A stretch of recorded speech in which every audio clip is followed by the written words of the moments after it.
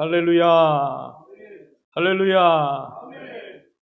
금세기에 최고 행동 변화 전문가가 있습니다. 미국의 안소니 라빈스라고 하는 사람이 있는데, 내 안에 잠든 그 거인을 깨워라 하는 책이 있습니다. 그는 행동 변화 전문 상담가로서 어떻게 하면 지금보다 더 성공적인 삶을 살 수 있을까? 어떻게 하면 평범한 삶에서 비범한 삶으로 살아갈 수 있을까라고 하는 것을 우리에게 제시해 줍니다. 세 가지 방법을 제시해 주는데, 첫째는 인생의 기준을 높여라. 여러분, 우리가 스스로 기준을 세우는 거예요. 내가 할 수 있는 최고의 기준을 세워보시고 또 최저의 기준을 세우는 것입니다. 우리는 최고의 기준은 잘 정하는데 최저의 이 정도 이상은 하리라 라고 하는 이 기준은 잘 세우지를 못하고 있다는 것입니다. 그래서 나는 B학점 이하는 떨어지지 아니하리라, 나는 몇 등 이하 떨어지지 아니하리라, 나는 이런저런 상황 속에서 이렇게 지키리라 라고 하는 이러한 최저치를 정해서 그 이상으로 노력을 하면 이게 나의 발전이 된다라고 하는 것을 가르쳐 줍니다. 여러분, 믿음의 기준도 마찬가지예요. 나는 일주일에 3번 이상은 예배에 참석하리라. 나는 금요 기도에는 반드시 참석하리라. 나는 새벽 예배를 일주일에 1번 이상은 반드시 교회 와서 예배를 드릴 것이다. 나는 1년에 성경을 1독 이상은 할 것이다. 이 최저치의 기준을 정해서 그 이상으로 하려는 노력을 가질 때 사람은 발전하고 수준 있는 사람이 될 수 있다라고 하는 것을 가르쳐 줍니다. 두 번째는 삶의 전략을 변화시켜라 하는 거예요. 여러분, 자기가 원하는 결과를 얻기 위해서는 최고의 전략이 필요한 것입니다. 군인이 나가 싸울 때도 전략을 잘 세워야 하는 것입니다. 축구 경기를 하는 것도 작전, 이 전략을 잘 세워야 되는 거예요. 집을 짓기 위해서도 전략을 세워놓고 설계를 먼저 세워놓고 집을 짓는 것입니다. 이스라엘 백성들이 가나안 땅에 들어가기까지 수많은 전쟁이 있었습니다. 전쟁 때마다 전략을 세워서 전쟁했을 때는 승리했음을 우리가 볼 수가 있어요. 또 세 번째는 제한된 믿음을 변화시켜라. 부정적이고 소극적이고 미시적인 이런 자신을 바꾸라는 거야. 적극적이고 긍정적이고 거시적인 이러한 자세로 바꿔라 하는 것입니다. 이 자세를 바꿀 때 우리 삶이 달라진다는 거예요. 여러분, 불가능한 그런 벽을 우리는 뛰어넘는 능력이 필요해요. 불가능한 벽이 있다 할지라도 내게 능력 주신 자 안에서 내가 모든 것을 할 수 있느니라. 여러분, 이 믿음이 필요하다는 것입니다. 우리 예수님께서는요, 우리에게 이 믿음을 심어 주십니다. 내 믿음대로 될지어다. 내가 문제가 아니에요. 내 믿음이 문제라는 것입니다. 주님이 함께 해주신다는 거예요. 주님의 약속이라고 하는 것입니다. 어떤 목사님이 훌륭한 성악가를 만났는데 대화 중에 정말 당신의 그 노래를 부를 때 보면 너무 감동을 받는다는 거예요. 와, 정말 그 초인적인 힘은 어디서 나오는 것입니까? 대단합니다. 그는 자기를 가르친 교수가 자기를 사사할 때 그 이야기를 하는데 그렇다는 거예요. 사람 속에는 작은 나가 있고 큰 나가 있다는 거예요. 이 작은 나를 없애고 큰 나가 나타나게 할 때 위대한 일을 할 수 있다. 이런 이야기를 들어서 거기에 굉장한 영향을 받았다는 거예요. 무대에 올라설 때마다 막 두렵고 떨리고 나는 부족한데 연약한데 내가 할 수 있을까? 이런 작은 나를 없애버리고 나는 할 수 있어. 이런 내가 가진 그 최대한 능력을 발휘할 수 있는 이런 자신감을 가지고 큰 나가 나타나게 할 때 놀라운 역사가 일어난다는 것입니다. 여러분, 우리도 마찬가지예요. 내 속에 내 작은 나가 있고요, 큰 나가 있다는 것입니다. 우리는 더군다나 나 자신을 부인할 때 큰 나가 나타나게 돼요. 사실 우리의 주인은 누굽니까? 내 안에 계신 주인은 누굽니까? 예수 그리스도입니다. 그러면 내가 나타나면 예수님은 잠잠하신 거예요. 주님이 일할 공간이 없어요. 주님 일할 기회를 우리가 드려야 합니다.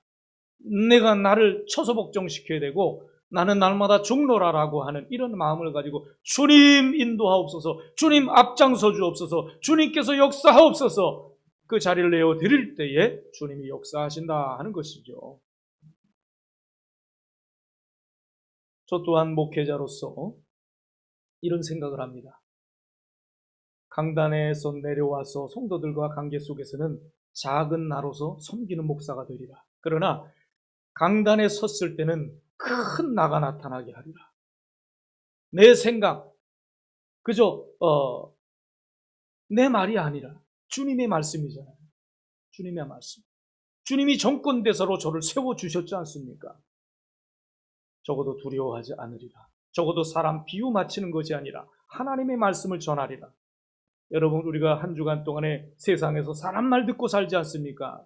교회 와서도 설교 말씀 가운데서도 우리가 째째하게 인간 말 듣기를 원하면 되겠습니까? 하나님 말씀 듣는 것이 중요하다. 하나님 말씀 들으러 왔지 않습니까? 세상에서도 우리가 두려워할 것 없어요. 우리는 하나님의 백성으로 살아가면 되는 거예요. 우리 할 도리를 하면 되는 것입니다. 우리는 우리 말을 하면 되는 것입니다. 베드로와 요한에게 그 관료들이 더 이상 복음을 전하지 말라라고 했을 때, 예, 알겠습니다. 이랬습니까? 우리가 하나님 앞에서 너희 말 듣는 것과 하나님 말씀 듣는 것 어느 것이 옳은가 너희가 판단해봐라. 우리는 우리가 보고 들은 것을 말하지 않을 수 없노라. 주님은 더구나 뭐라고 했습니까? 주님의 죽으심과 부활하심을 다시 오실 때까지 전하라, 이렇게 말씀했지 않습니까? 우리는 주님 말씀 듣는 것이 더 중요한 것입니다. 세상에 법이 있고 하나님의 법이 있어요. 우리는 하나님의 법도를 따라 살아가는 하나님의 백성들입니다. 또 사도 바울이요, 성도들을 지도함에 있어서 그는 갈등을 하는 거예요. 내가 하나님을 기쁘시게 해야 되는가? 성도를 기쁘게 해야 되는가? 성도들의 비유를 맞춰야 되는가? 하나님의 비유를 맞춰야 되는가? 그러나 그는 과감하게 이렇게 고백을 합니다. 결단을 합니다. 내가 하나님을 기쁘게 하랴 사람을 기쁘게 하랴. 내가 사람의 즐거움을 구하는 자라면 나는 더 이상 하나님의 종이 아니라. 맞는 말이죠. 내가 사람의 비유를 마치고 사람 듣기 좋아하는 말만 한다면 목사인 나도 죽고 성도도 죽는 것입니다. 여러분, 하나님의 말씀에 귀를 기울이시기 바랍니다. 어떤 말씀을 듣더라도 하나님의 말씀으로 받으시기 바랍니다. 그래야 복이 되는 거예요. 여러분, 우리 찬양교회 성도들은요, 정말 권세 있는 자로 살아가기를 주님은 원하고 계십니다. 마태복음 16장 18절 19절을 보니까 하나님은 교회를 통해서 하는 문을 닫기도 하시고 열기도 하십니다. 오늘 본문에서도 사탄의 권세를 결박할 수 있는 권세를 우리에게 주셨다고 하지 않습니까? 이게 얼마나 대단한 권세입니까? 그래서 우리 찬양교회 성도들은요, 권세 있는 성도가 되어야 합니다. 또 권세 있는 교회가 되어야 합니다. 우리 예수님께서 왕의 권세를 가지시고 우리와 함께 해 주시겠다고 약속하십니다. 마태복음 28장 마지막 부분에서 말씀하고 계시지 않습니까? 하늘과 땅에 있는 모든 권세를 내게 주셨으니, 그러면 너희는 세상에 가라, 세상으로 가라. 왜요? 그 권능을 내가 너에게도 주노라. 할렐루야. 믿고 나가는 거예요. 두려워할 것 없습니다. 이것이 오늘 파워풀한 하나님의 메시지입니다. 마가복음 16장에도 부활하신 예수님께서 하나님 보좌 우편에서 그 권세를 가지고 계시며 또 우리에게 그 권능을 주시는 주님으로 비춰주고 있습니다. 어디로 가든지 큰 권능으로 함께해 주시겠다고 20절에 말씀하고 있습니다. 성도 여러분, 그래서 우리는 이걸 믿지 않은 거예요. 예수님께서 오늘날 우리와 함께 하심을 믿으시기 바랍니다. 큰 권세로, 권능으로 우리와 함께 하심을 믿으시기 바랍니다.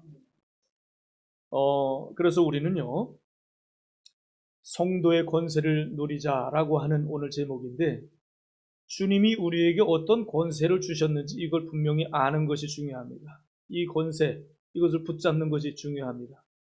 큰 세 가지로 말씀을 드리면, 첫째, 축복권입니다. 하나님은 우리에게 축복권을 주셨습니다. 그런데 축복권을 누리지 못하는 것이 문제예요. 받은 축복권을 누리지 못하면 무용지물이 아니겠습니까? 축복권을 누리자 하는 것입니다. 하나님은 우리 인간을 창조하셨습니다. 창조하셨어요. 창세기 1장 26절, 27절에 하나님의 형상대로 우리 인간을 창조하셨다라고 하는 것을 말씀하시고, 28절에 뭐라고 말씀하셨습니까? 그들에게 복 주시되, 복을 주셨어요. 자, 복 주신 내용이 무엇입니까? 생육하고 번성하고 땅에 충만하라. 할렐루야.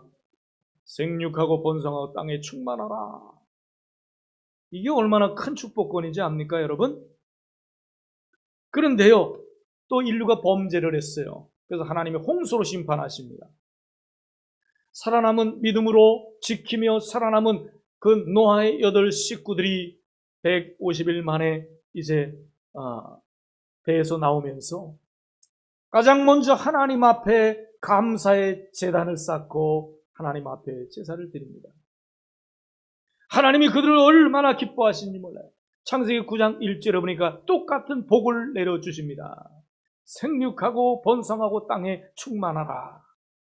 그런데요, 11장에 가보면 또 인간이 범죄를 합니다.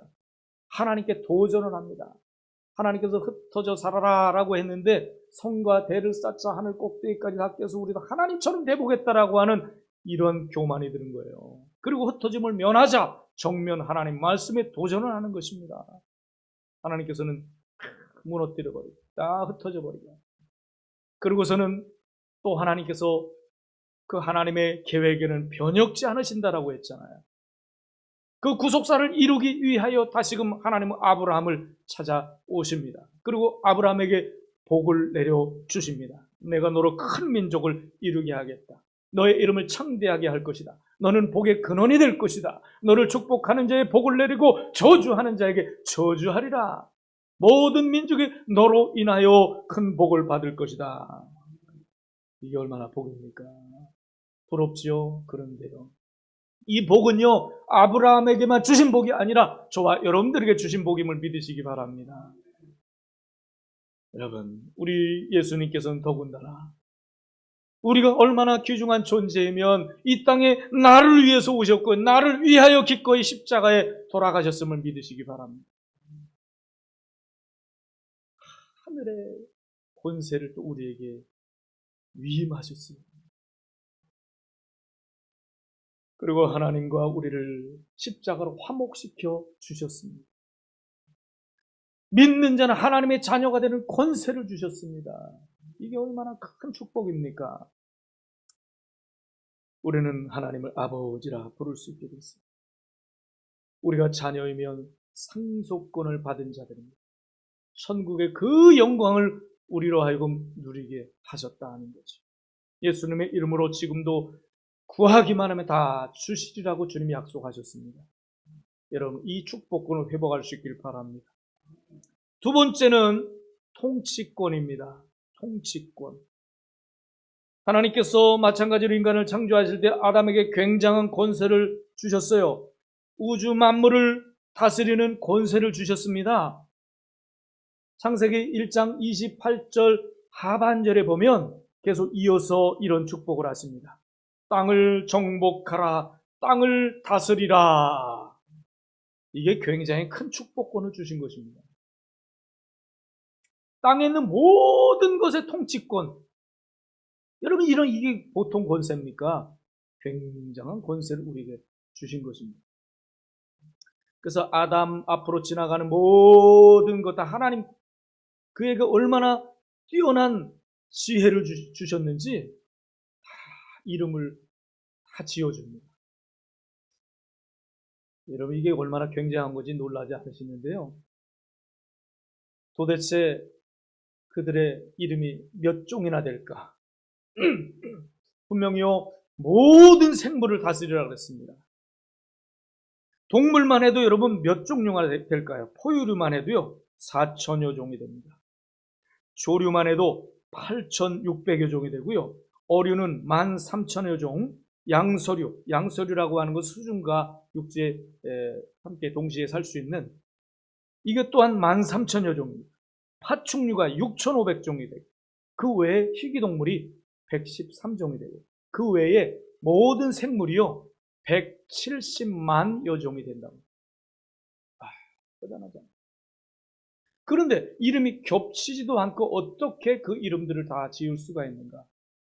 이건 굉장한 통치권을 주셨다라고 하는 거예요. 통치권. 여러분 이 모든 동식물들을 우리 손에 맡기셨다. 맡기셨다. 창세기 9장 2절에 맡기셨다. 우리는 이렇게 다스림의 권세를 하나님께 받았음에도 불구하고 왜 다스림의 권세를 잃어버렸습니까? 죄 때문입니다. 죄 때문에. 아주 복잡하게 이게 뒤엎어져 버렸습니다. 동물들도 막 헷갈리는 거예요. 네? 동물들은요 하나님 앞에 너희는 사람에게 순복하라, 다스림을 받아라, 하나님 앞에 그 명령을 받았는데 동물들이 헷갈리는 거예요. 인도에 가보면은 인도의 그 힌두교 때문에 소들이 호강을 누리고 있잖아요.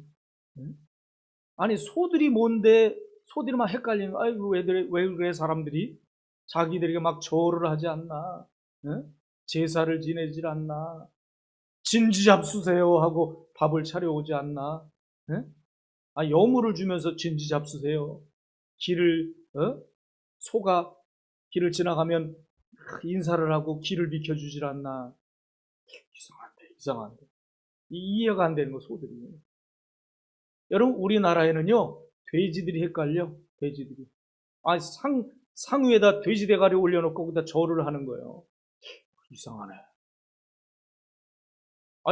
돼지들이 얼마나 헷갈릴까. 막 혼동이 오는 거야. 이거 어떻게 된 거야 이거. 그 대기업 회장님도 확 와서 절을 하지 않나.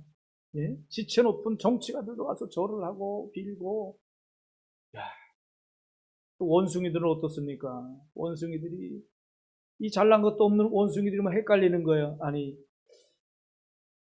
자기들이 조상이라는 거예요.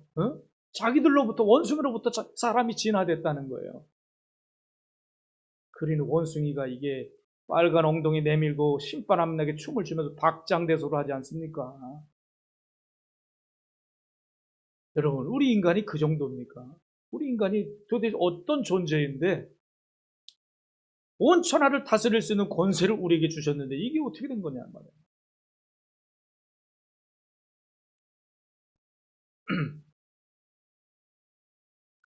그래서 우리는 이 통치권을 다시 회복하자라고 하는 거예요. 통치권. 세 번째는요, 영권입니다. 영권. 영권을 누려라. 영권을 하나님 주셨어요. 예수님께서 우리의 구원을 이루시면서 근본적인 해답을 주신 것이 영권 회복입니다. 막힌 담을 헐어버리셨고요. 주님과 끊어진 관계를 다시 이어주셨습니다. 예배권과 기도권을 회복시켜 주셨습니다. 이게 굉장한 영권입니다.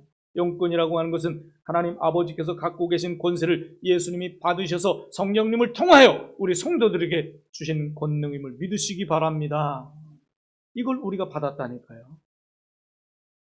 또 특별히 공중 권세 잡은 그 사탄을 제어할 수 있는 능력을 우리가 받았잖아요. 오늘 본문이 이것을 말씀하는 것입니다.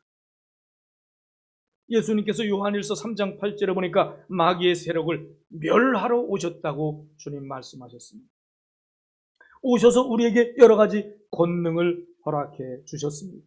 더 나아가서 성도들에게 그 권능으로 예수 그리스도의 죽으심과 부활, 이것을 믿는 자는 구원을 얻는, 나를 위해서 오신 예수 그리스도, 나의 모든 죄값을 십자가에서 치러주신 예수 그리스도를 믿는 그 믿음을 가지면 구원받는다라고 하는, 이게 보통 축복입니까?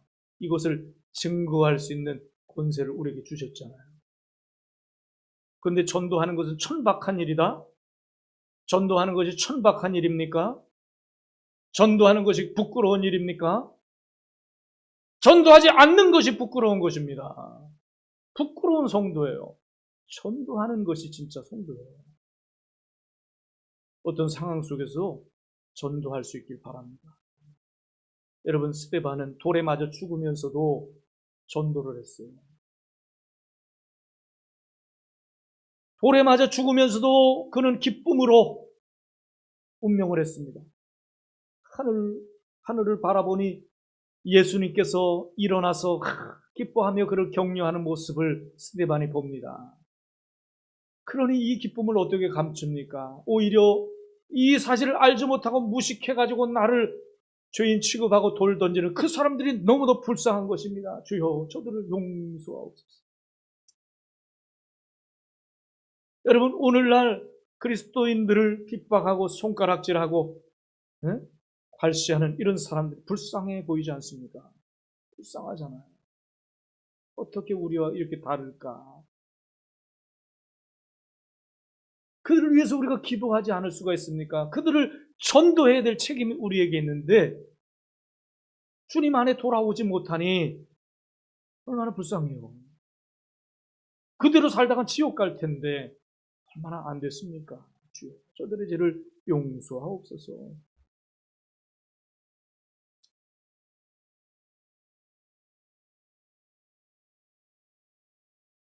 그 큰 권능의 주관자 되시는 주님께서 오늘 저와 여러분들에게 정말 이렇게 황홀한 메시지를 주시는 것입니다. 본문 19절에 보니까 보아라, 내가 너에게 뱀과 전갈을 밟으며 원수의 모든 능력을 제어할 권능을 주었으니 너를 해칠 자가 결코 없으리라.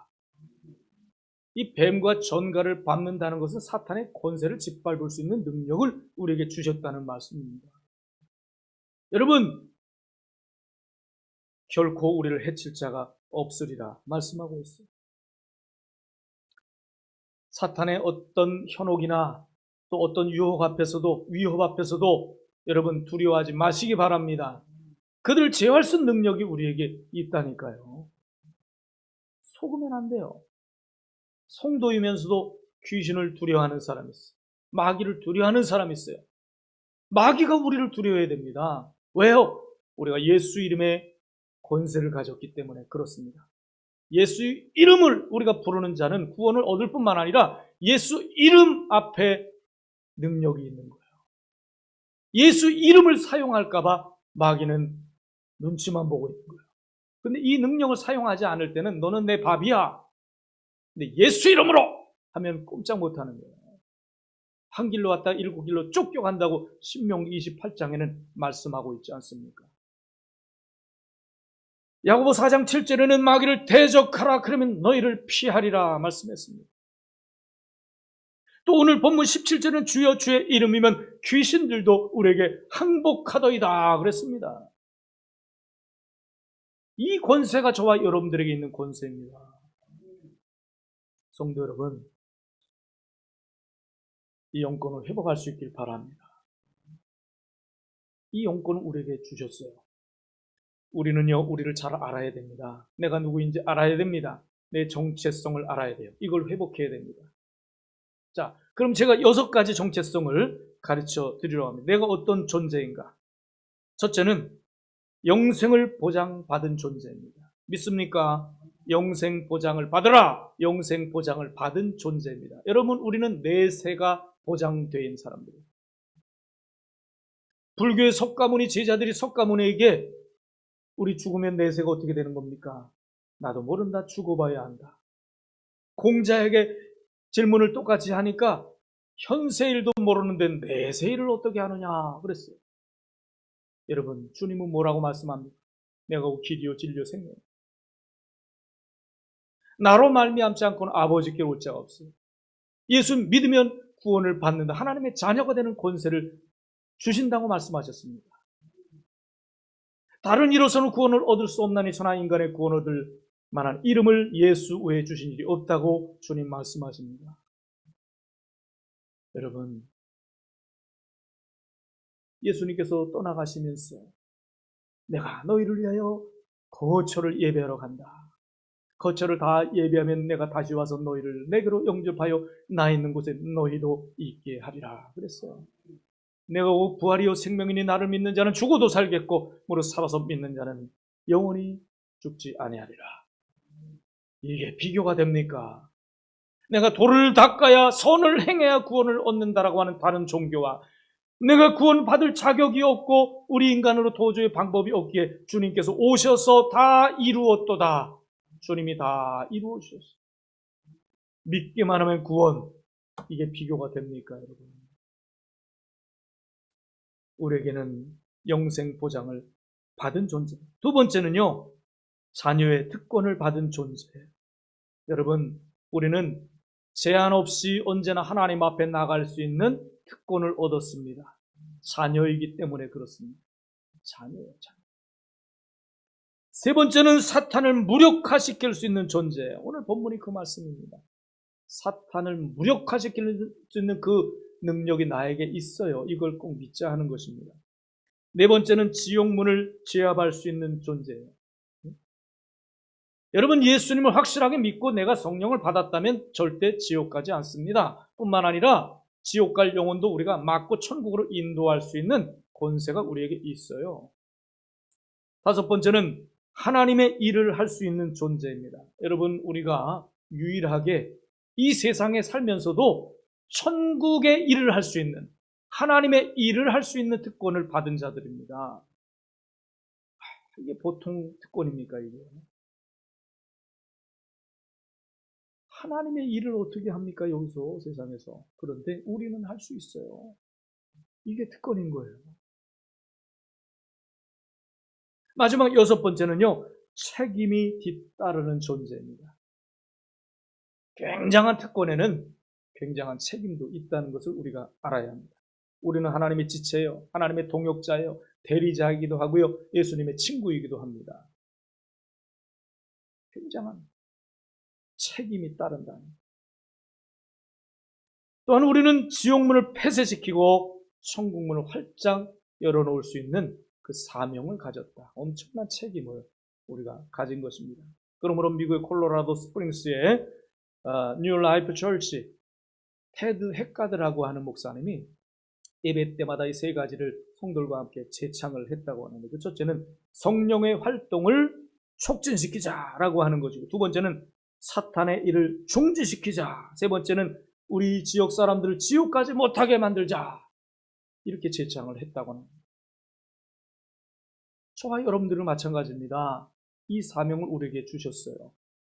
우리 찬양교회가 이곳에 서 있는 목적은 지옥 갈 영혼들을, 이 지역에 사는 사람들, 주변 사람들이 지옥 갈 영혼들을 천국으로 인도해야 되는 사명을 받은 자들임을 믿으시기 바랍니다.